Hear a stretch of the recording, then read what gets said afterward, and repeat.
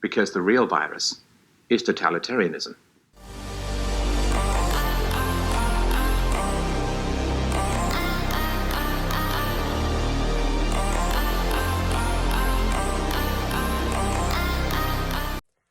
Hi everyone, I really didn't anticipate to come back with a tragic message like this one. I took a few days off and I wanted to film a more entertaining video on some current issues. But last night something happened, and to me it's the most atrocious and the most horrible thing that has happened in all the time, the many years that I've spent on YouTube. Not just as a content creator, but I started getting into the YouTube sphere of conservatism, libertarianism when I was 15. Now I'm almost 20. And it all started with, as many of you who know me may already know, it started with me finding out about Stefan, who is, in my estimation, the most important and most educational and holistic philosophy channel and source of information on philosophy in general in today's day and age. And I've got his book right here because it is one of my all-time favorite books, The Art of the Argument. He's also written several other books. His latest one is about philosophy and I love them all.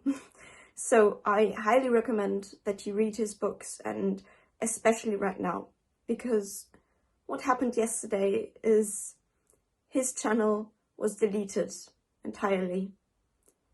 And I know it's happened before.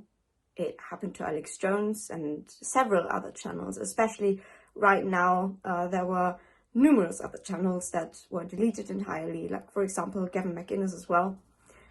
But to me personally, this feels different, and not just because I grew into libertarianism because of Stefan, but because what he provided was way more than just, it was way more than just light education and entertainment. It was everything combined. It was dramatic and interesting and sometimes funny and entertaining, sometimes really deep and profound and soul-wrenching almost, always rational. And he provided something completely new to the YouTube sphere and the sphere of philosophy in the world. And so to me, this feels like my favorite books being burned. And I never really got that comparison really on a deeper level when people said that deleting channels is like burning the books, because books to me always felt more special than entertainment. Not to downplay the importance of information on YouTube. I'm a YouTuber myself, but yeah, Stefan Molyneux's channel was like a book. A huge book, and he's been doing this for over a decade, and I know that there are probably many videos of his on BitChute that I can still rewatch, and he still has his podcasts, and I really urge you to check them out. But I know there are probably some videos, some footage that is gone now and that I can't go back to now. And yes, it's all in my head. I saved the information, but the experience of listening to him speak is part of it. And he was a protagonist in a story, but it was all non-fictional. And therefore, this is so precious to me. Stefan Molyneux's channel was very precious to me. Like I said, it's like a favorite book of mine being burnt. And I just don't understand. I honestly just don't understand how there are people out there who think that this is right. even if you disagree with them. There are many books that I dislike, but I would never tell people to burn them, to destroy them, without a warning,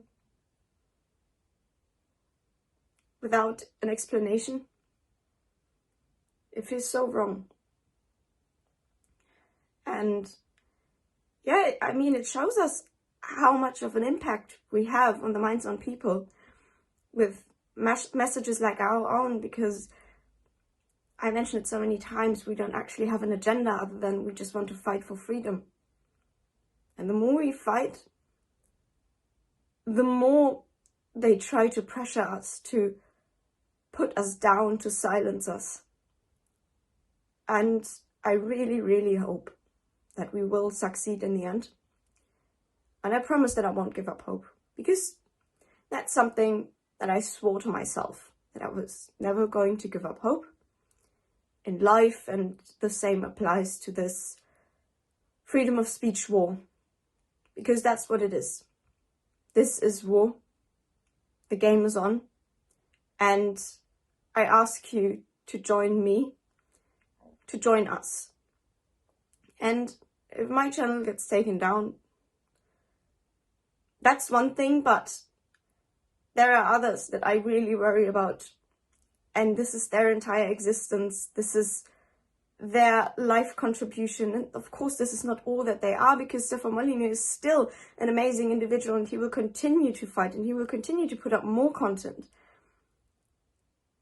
But this deleting his channel, that has really left a deep scar in my mind, and probably in his also, because I can't even imagine how devastating that must be.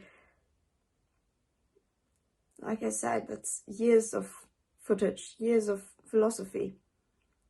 And if you've seen any of Stefan Molyneux's videos, please try to really remember what you saw and what you learned, and maybe share it with others.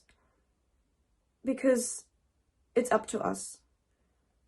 We can watch his videos and other channels' videos and learn for ourselves, but what's really more important is that we share our findings with others, that we talk about freedom and the importance of not taking our freedoms for granted, because that I think is the main problem, that we usually don't realize how good it feels to be free until we get hit with imprisonment. And this is a mental prison, and we need to break free. And I know that we can if we work together. And this is not an attack on the left. This is not an attack on anyone who dislikes Stefan Molyneux. Because, like I said, all I want is for there to be a fair debate. And if we don't even have the opportunity to speak, there will only ever be one side. And that's totalitarianism. So, once again, please understand how much value you get out of your favorite channels. That doesn't have to be me, of course. Doesn't have to be Stefan Molyneux either. And please try to support your favorite content creators in whatever way possible for you. If you don't have enough money to donate, then don't. But share the videos and leave a comment and a like, subscribe to the channel, because it really, really helps when a channel is constantly demonetized and shadow banned. As much as if you really engage with the video, and the more you engage with it, the more visible it will be in the algorithm. So yeah, that's a great contribution. That's something that you can do. And yeah, so I want to leave with this more hopeful message that we're not giving up hope, and we will continue to think, and we will not panic, because like I always say, I don't want you to panic. I want you to think, and so will I. I stick to my principles because I've learned from Stefan Molyneux that lying and being a hypocrite is destructive in the long term.